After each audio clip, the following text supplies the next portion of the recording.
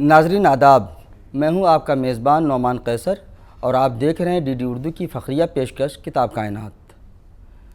किताब की अहमियत हर महज़ब समाज में, हर महज़ब मुआशरे में बहुत ज़्यादा है, क्योंकि किताबें ही हमको ज़िंदगी का इरफान अता करती हैं, आगे बढ़ने का सलीक़ा सिखाती हैं। जो कौमें किताब से जुड़ती हैं उनका मुस्तक़बिल अच्छा होता है, उन्हें तरक्की ज़िंदगी में मिलती है। तो आज हम अपने प्रोग्राम के पहले सेगमेंट में जिस उर्दू किताब पर बात करेंगे उसका नाम है हमारी तहज़ीबी विरासत। और इस किताब पर हमारे साथ बात करने के लिए प्रोग्राम में मौजूद हैं डॉक्टर मोहम्मद अजमल साहब। शुक्रिया। डॉक्टर अजमल साहब की शख्सियत मोहताज तारुफ़ नहीं है। आप JNU में, जवाहरलाल नेहरू यूनिवर्सिटी में शोबे अरबी में असिस्टेंट प्रोफेसर हैं। बरसों से आप वहाँ तदरीसी खिदमात अंजाम दे रहे हैं। आपकी शनाख्त का एक हवाला ये भी है कि हिंद अरब ताल्लुक़ात पर, हिंद अरब सकाफ़त पर आपकी गहरी नज़र है। इस हवाले से आपकी तहरीरें आए दिन अखबारात में, रसायल में छपती रहती हैं। आपका हमारे प्रोग्राम में इस्तक़बाल खैर मक़दम है। बहुत शुक्रिया, मैं दूरदर्शन का शुक्रगुज़ार हूँ। तो अपनी गुफ्तगू की शुरुआत हम यहाँ से करते हैं कि हमारी तहज़ीबी विरासत जो ये किताब है, किताब पर बात करने से कबल मुनासिब मालूम होता है कि जो साहिब किताब हैं, जो किताब के मुसन्निफ़ीन हैं, उसके हवाले से गुफ्तगू की जाए। तो डॉक्टर साहब, आपसे पहला सवाल हमारा ये है कि जो किताब के मुसन्निफ़ हैं डॉक्टर राजेंद्र प्रसाद और फिर जो उसको कंपाइल किया है बाद में BN पांडे साहब ने, इन दोनों का मुख्तसर तारुफ़ हमारे नाज़रीन साहब करा दें। तो डॉक्टर राजेंद्र प्रसाद की लाइफ, उनकी ज़िंदगी, उनकी जो इंटेलेक्चुअल लाइफ और पॉलिटिकल लाइफ, दोनों ही हिंदुस्तान की तहज़ीब और विरासत में बड़ा रोल प्ले किया है। उनके साथ साथ जो किताब के जो कंपाइलर हैं, किताब को कंपाइल किया है BN पांडे ने। BN पांडे भी तारुफ के मोहताज नहीं है। ये पटना यूनिवर्सिटी में ये प्रोफेसर थे, हिंदी के प्रोफेसर थे, लेकिन हिंदुस्तानी तारीख़ और वर्ल्ड तारीख़ में, आलमी तारीख़ में इनका जो एक मकाम है वो बिल्कुल जुदागाना है, बहुत ही मुमताज़ है। इन्होंने स्पेशली अरब हिंद के ताल्लुक़ात को अपनी तहरीरों के ज़रिए से मुख्तलिफ़ जगहों में उन्होंने जाकर के, जगह जगह में, इवन इन्होंने जो है जापान, चाइना और दूसरे ममालिक में जाकर के भी हिंदुस्तानी तहज़ीब और सकाफ़त और अरब हिंद के ताल्लुक़ात को कैसे उन्होंने एक साथ जोड़ा है, फिर इनको पूरी दुनिया के अंदर फैलाया है। ये एक बहुत बड़ा अहम किरदार है। और BN पांडे इसी ताल्लुक़ से जाने भी जाते हैं कि वो एक मुअर्रिख़ भी हैं और वो हिंदुस्तानी तहज़ीब और सकाफ़त के अलमबरदार भी हैं, जो पूरी दुनिया में उसके प्रचार कर रहे हैं। आज़ादी से कबल का जो हिंदुस्तान है या उससे थोड़ा पहले और अगर हम जाएं तो हमें नज़र आता है कि यहाँ पर सारे लोग बहुत ही मिलजुल कर रहते थे, इत्तेहाद इत्तफ़ाक़ के साथ रहते थे। और हुकूमतों का रवैया भी जो था, अगर हम अंग्रेज़ों के पहले के ज़माने यानी अहद मुग़लिया या उससे कबल के ज़माने में जाएँ तो हम देखते हैं कि लोग बहुत ही इत्तेहाद इत्तफ़ाक़ के साथ रहते थे। गोया गंगा जमनी तहज़ीब का यहाँ इस्तेमा नज़र आता था कि किसी शायर ने क्या खूब कहा है कि चमन में इख्तिलाते रंग-बू से बात बनती है, हम ही हम हैं तो क्या हम हैं, तुम ही तुम हो तो क्या तुम हो।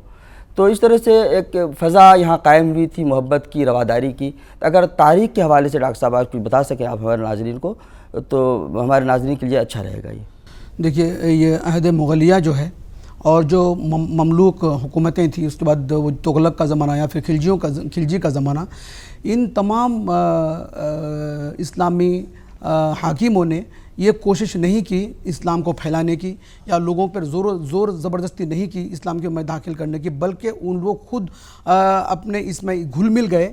बल्कि वो उन्होंने जो है कहीं कहीं पर मंदिरों को सुरक्षा दिया, तहफ़्फ़ुज़ दिया और ऐसा कुछ ज़ोर ज़बरदस्ती नहीं, सब मिलजुल करके रहने लगे। खाना पीना, शादी ब्याह, इसमें सब मिलजुल कर रहे। और तारीख़ी अहद मुग़लिया में ख़ुसूसी तौर पर ये जो है हिंदू और मुसलमान का आपस में एक साथ मिलजुल कर रहना, यह एक हमारी तहज़ीब को दर्शाता है। कौमें तभी तरक्की करती है जब उस मुल्क में मोहब्बत का माहौल हो, रवादारी का माहौल हो, वसीउल मशरबी हो। तो ये किताब अपने मौजू के हवाले से इंसाफ भी करती है। ज़रा इस किताब की और दीगर खुसूसियात की तरफ ज़रा कुछ रोशनी डालें आप। डॉक्टर राजेंद्र प्रसाद ने इस किताब में हर वो चीज़ ज़िक्र कर दी है कि हमारे जो हिंदुस्तानी लोग जब यहाँ पे थे, जब अरब ताजिर यहाँ पे आए ये मालाबार के साहिल में और सिंध की तरफ से दोनों तरफ से हमारे हिंदुओं ने उनको इस्तकबाल किया, उनको रहने के लिए जगह दी। इब्न बतूता का भी इस किताब के अंदर बहुत जगह जगह में कहीं कहीं हवाले हैं, और जिससे ये पता चलता है कि हिंदू मुस्लिम आपस में बहुत अच्छे तरीके से रहते थे। और ये किताब इस ताल्लुक से बहुत अहम रोल अदा कर सकती है। अगर हम इस किताब को अपने मुताले में रखें तो आज भी इस दौर में, मौजूदा दौर में भी हमारे लिए हिंदू मुस्लिम हम आहंगी, हिंदू मुस्लिम रवादारी, आपसी मेलजोल और ताल्लुकात में बहुत अहम किरदार अदा कर सकती है किताब। डॉक्टर साहब ये बताइए कि आखिर जब मुसलमान यहाँ पर आए और यहाँ पर जो कौमें पहले से आबाद थीं, उन दोनों के दरमियान मेल मिलाप हुआ, वो लोग एक दूसरे के करीब आए, तो लिसानी और तहजीबी और सकाफ़ती एतबार से वो करीब भी हुए। तो ज़रा इस पर भी ज़रा रोशनी डालिए कि वो क्या चीज़ें थी जो दोनों को एक दूसरे से करीब कर रही थी। हिंदुस्तान की वो कौन सी खुसूसियात थी जिसकी वजह से मुसलमान हिंदुओं से बिरादरान वतन से करीब हो रहे थे और उनकी चीज़ों को, उनकी सकाफ़त को वो अपना रहे थे। बेशक, बिलाशुबा। एक्चुअली असल में क्या हुआ कि जब अरब ताजिर आए तो उनकी ज़ुबान अरबी थी, और जब धीरे धीरे लोग आते गए तो यहाँ के लोगों से मेल जोल होने के बाद यहाँ की ज़बान से, तहज़ीब और सकाफ़त से मुतासिर हुए। तो ये भी ये हिंदी अल्फाज, संस्कृत के अल्फाज जो है अपनी बातों में इस्तेमाल करने लगे, और हिंदू भी अरबी अल्फाज को अपनी ज़बान में ये करने। जब मुग़लिया दौर में इसमें असल में सरकारी ज़ुबान फ़ारसी थी, चूँकि ये मुग़ल फ़ारस से आए थे, इधर बुखारा समरकंद की तरफ से, तो इनकी ज़बान फ़ारसी थी।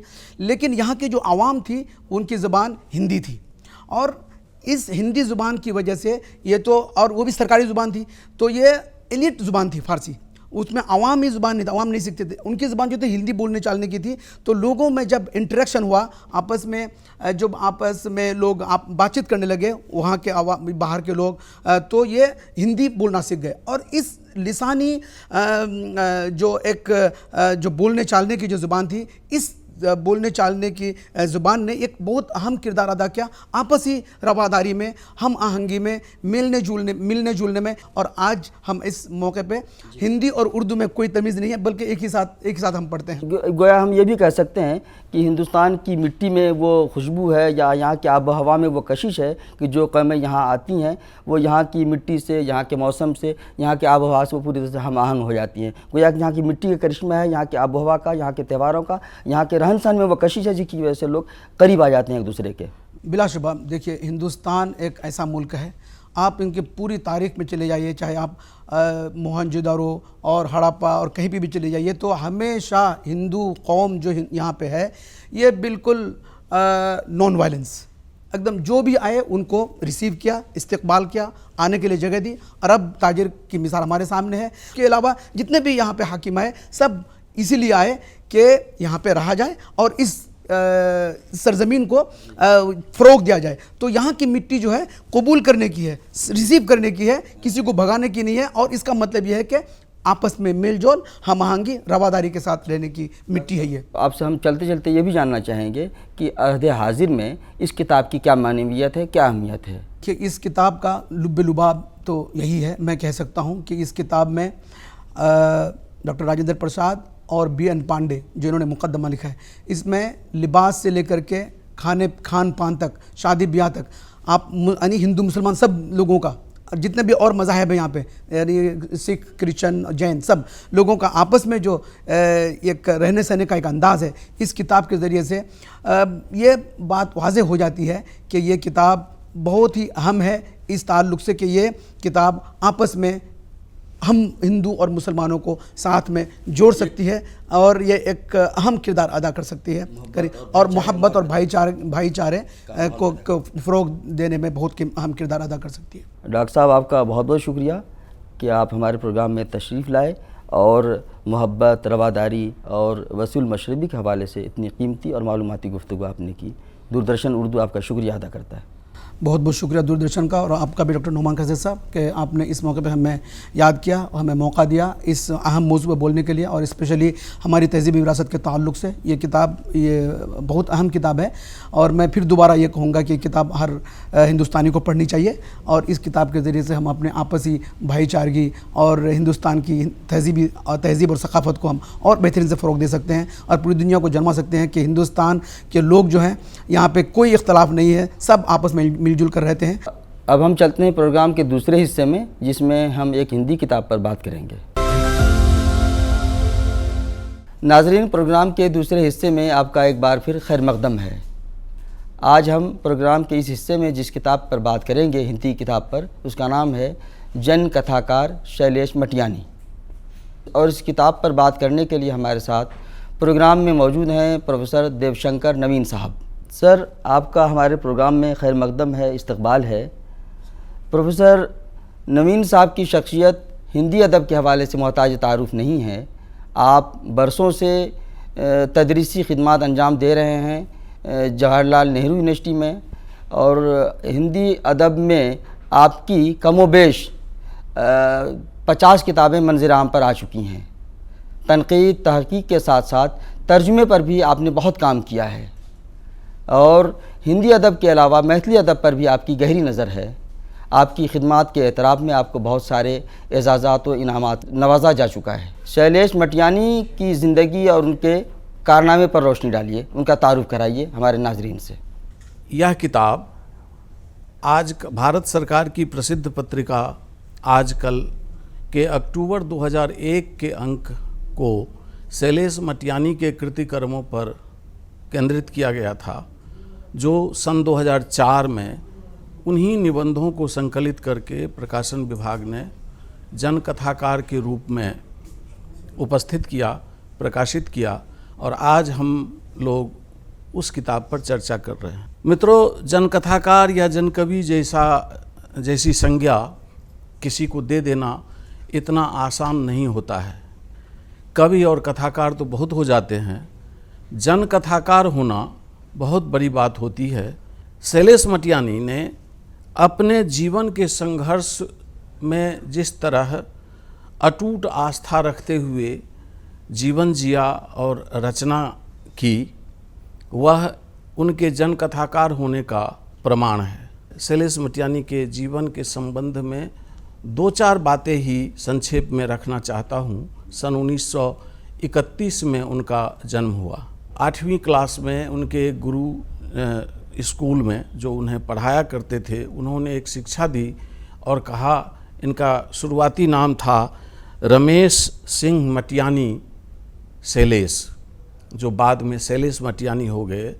तो उनके गुरु ने कहा कि रमेश, न जाने क्यों तुमसे मोह सा हो गया है बेटे, जीवन में थाली मलना, जूठा मलना, औरतों के घाघरे धोना, पर शिक्षा से मुंह नहीं मोड़ना। और इस शिक्षा से मुंह उन्होंने नहीं मोड़ा और आगे बढ़ निकले रचना की तरफ। रचना कर्म में उन्होंने जीवन में तो बहुत सारे संघर्ष झेले। ये अपने गांव से निकल के दिल्ली आए, दिल्ली से इलाहाबाद गए, इलाहाबाद से बॉम्बे गए, बॉम्बे से फिर वापस अल्मोड़ा आए, और अल्मोड़ा से अंततः फिर इलाहाबाद आ गए। अंततः सन 1950 से इन्होंने अपने लेखन की शुरुआत की। शैलेश मटियानी का शुमार जदीद कहानीकारों में होता है। तो सर, आप बताइए कि जो जदीद कहानियाँ हैं उनमें शैलेश मटियानी का क्या मकाम है, क्या मर्तबा है? उनके फ़न को लोग किस तरह से देखते हैं? हिंदी में एक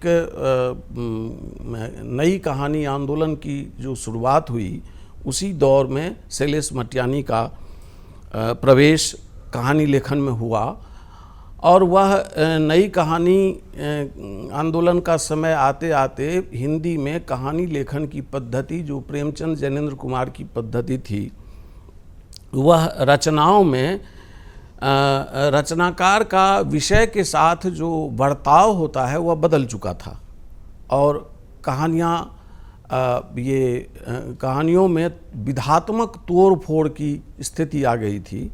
उसमें शिल्प बदल गया था, और उस शिल्प में अपने को दमखम के साथ बचाए रखने में शैलेश मटियानी को अपनी जी हुई जिंदगी ने बहुत काम दिया।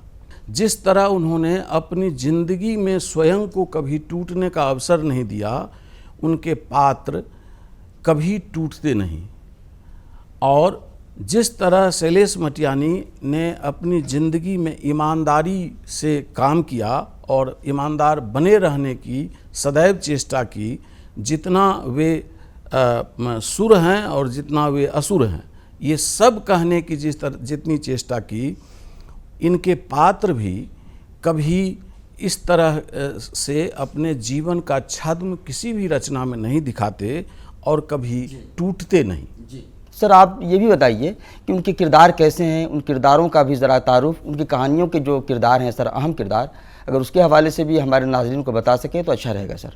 शैलेश मटियानी ने लगभग 31 उपन्यास, 21 कहानी संग्रह, 16 बालोपयोगी पुस्तकें और उनके 11 संस्मरण और निबंध इत्यादि प्रकाशित हैं।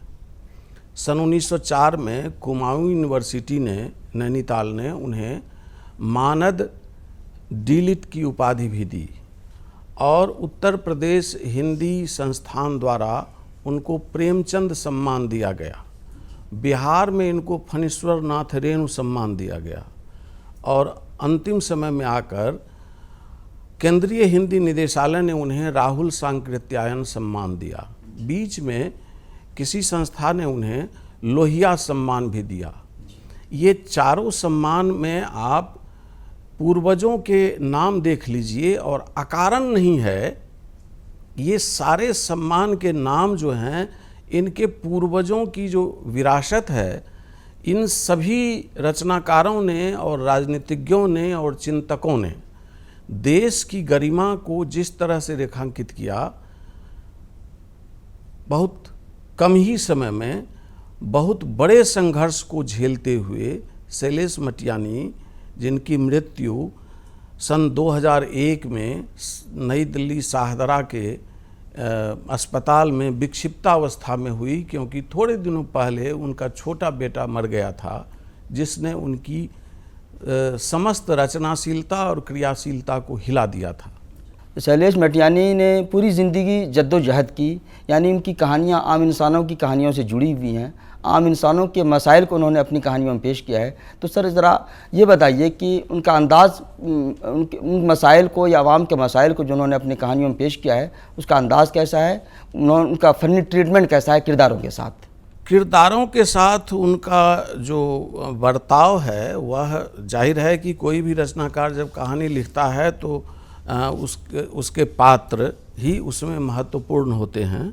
और थोड़ा सा एमिल जोला को यदि हम याद कर लें कि जो अति यथार्थवाद या प्रकृतवाद के उद्गाता थे और होते हवाते वह दुनिया हमारे हिंदी पट्टी और भारत के साहित्य में भी आ गया। तो रचनाकार जो कि शैलेश मटियानी की रचनाओं से पढ़ते हुए आपको ये समझ में आएगा कि रचनाकार अपनी रचना में किसी पात्र को जन्म तो देता है, लेकिन इस कारण वह उसका स्वामी नहीं हो जाता। जन्म देने के बाद वह पात्र उस रचना में उस रचनाकार से आज़ाद हो जाता है, क्योंकि वह उस पात्र का ज्यों ही जन्म होता है तो वह अपने संस्कार, अपने परिवेश के साथ ही उसका जन्म होता है और उसी के सहज विकास के साथ वह आगे बढ़ता है। इसी बढ़ने में शैलेश मटियानी के पात्र अपनी समस्त जो उनकी संघर्षशील शक्तियां हैं और जीवन के प्रति अटूट आस्था है, इन दोनों चीज़ों के साथ ही उनके पात्र जन्म लेते हैं। उसमें पारिवारिक जीवन के दुख सुख, संघर्ष, नोक झोंक, झगड़ा, मेल, सब कुछ उसी तरह से होता है जैसे किसी रसोई घर में एक बर्तन हिल जाए, आसपास के सारे बर्तन को टक्कर देकर हिल जाए और फिर अंततः उसको संभालने के लिए और स्थिर करने के लिए किसी भी अलग से किसी भी बाहरी तत्व के प्रवेश की ज़रूरत नहीं। वह पात्र जैसे वे बर्तन पारस्परिक समझौते से अपने स्थिर हो जाते हैं, उनके पात्र भी उन कहानियों में सभी नोक झोंक करने के बाद अंततः स्थिर हो जाते हैं और पारिवारिक जीवन सहजता से चलने लगता है। संघर्ष होता है पर आस्था जीवन के प्रति अटूट रहती है। सर चलते चलते आपसे हम ये जानना चाहेंगे कि ये किताब शैलेश मटियानी की शख्सियत को, उनके फ़न को समझने में कितनी मुआविन है और कितनी कारी को ये नहीं फिर से सर चलते चलते आपसे हम ये जानना चाहेंगे ये किताब शैलेश मटियानी की शख्सियत को और उनके फ़न को समझने में कितनी मुआविन है, कितनी मददगार है। शैलेश मटियानी जैसे कथाकार को जनता के समक्ष इस तरह प्रस्तुत करने के लिए प्रकाशन विभाग कोटिशः बधाई का पात्र है कि इसमें इस किताब को 2 खंडों में बांट कर रखा गया है। पहला खंड है प्रकाश मनु जैसे बड़े चिंतक समीक्षक के लेख और भी बड़े बड़े लेखकों की इसमें रचनाएं हैं जो ये शैलेश मटियानी पर आलोचनात्मक निबंधों का संकलन है। दूसरे खंड में एक बहुत ही महत्वपूर्ण आलेख है शैलेश मटियानी का जो उनकी अपनी रचना प्रक्रिया पर केंद्रित है और जिसमें उन्होंने कई सारे जीवन के वे रहस्य सब रेखांकित किए हैं कि जब दिल्ली से उनको वापस जब दिल्ली में रास नहीं आया, मन नहीं जमा और वापस उनको कहीं जाना था इलाहाबाद और इलाहाबाद जाने के लिए उनके पास पैसे नहीं थे, तो ओम प्रकाश जी नाम के उनके जो प्रिय व्यक्ति थे उन्हीं के घर से कागज़ लेकर 3 दिन में दोराहा शीर्षक से एक उपन्यास लिखा और 15 रुपये में उन्हीं को बेचकर और वे उतने पैसे से टिकट खरीद के इलाहाबाद चले गए। ऐसे जो कर्मठ और मत्स्यजीवी रचनाकार रहे हैं जिन्होंने न केवल हिंदी के नई कहानी आंदोलन बल्कि हिंदी कथा साहित्य के जो पुरोधा रचनाकार हैं और जिन्हें जन कथाकार कहा जाता है, इसका एक संक्षेप में लेकिन मुकम्मल परिचय देने वाली यह किताब पढ़ी जानी चाहिए। सुनने वाले सभी लोगों से निवेदन है कि वे इसको ज़रूर पढ़ें। यह किताब बहुत ही महत्वपूर्ण किताब है शैलेश मटियानी में प्रवेश करने के लिए। सर, हम आपके बहुत शुक्रगुजार हैं। दूरदर्शन उर्दू आपका बहुत बहुत शुक्रगुजार है कि आप तशरीफ़ लाए और शैलेश मटियानी के हवाले से, उनकी ज़िंदगी के हवाले से, उनकी शख्सियत, उनके फ़न के हवाले से आपने इतनी अहम और मालूमाती गुफ्तगू की। आपका एक बार फिर शुक्रिया। धन्यवाद। दूरदर्शन ने मुझे यह अवसर दिया और शैलेश अपने प्रिय कहानीकार शैलेश मटियानी के संबंध में बात करने का यह अवसर दिया और ख़ासकर शैलेश मटियानी पर यह कार्यक्रम किया। मैं दूरदर्शन का शुक्रगुजार हूँ। आप सभी टीम का, पूरे टीम का शुक्रगुजार हूँ। धन्यवाद, आभार।